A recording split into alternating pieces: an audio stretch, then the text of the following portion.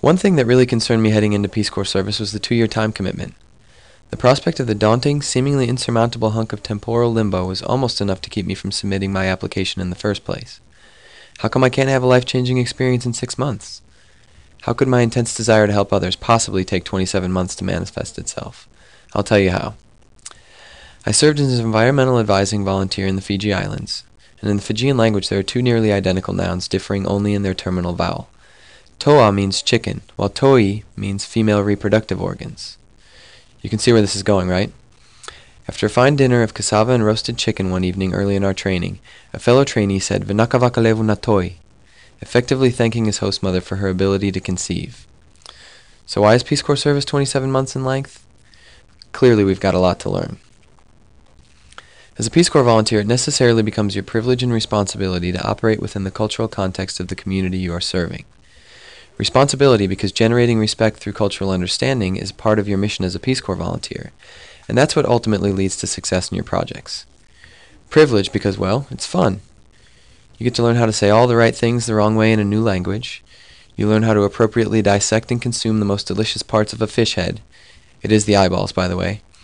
And you live a life so unlike what you're used to that the only way to gain perspective on it is to live it. But still, 2 years? Doesn't Peace Corps training teach you all you'll need to know to be successful? In a one-word answer, no. The 3-month training period is designed to provide you with a strong foundation for your work and life in your host community. But to be a successful volunteer, you will need to carry on that learning throughout your service. I feel that for the majority of the first year in my village, I was stumbling over the traditions, customs, and meanings of life as a Fijian man. But eventually I got it, and eventually you will get it. And just when you think you have a grasp on the routine, something is bound to happen to stoke the fires of your worldly education. I can remember one day in particular when I had just finished a marathon 6-hour village meeting, sitting cross-legged on the ground, addled by gallons of kava, the traditional muscle relaxant of the South Pacific. I had made my way home to my buri, fully expecting to fall directly asleep when 5 of the younger men in my village went sprinting past my house.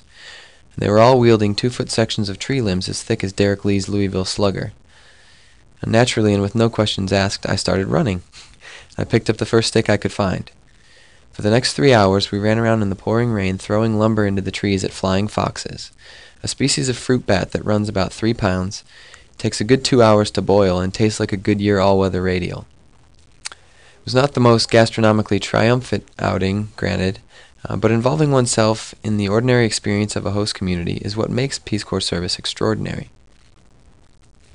Because our goal as Peace Corps volunteers is to build the capacity of the communities we serve, taking the time that it takes to learn all that you can about your community will build relationships that ultimately help you effectively transfer knowledge and skills to your new friends and family. By the time your second year comes around, life overseas becomes second nature. You understand how to operate in a different cultural context, and there is no limit to what you can accomplish. My advice as you head toward Peace Corps service is this: learn a new way to walk, talk, and eat. Laugh at yourself when you make mistakes, because you will, and live life from a new perspective. You've got the rest of your life to be an American. Enjoy the 2 years you get to be anything but. Oh, and enjoy the chicken.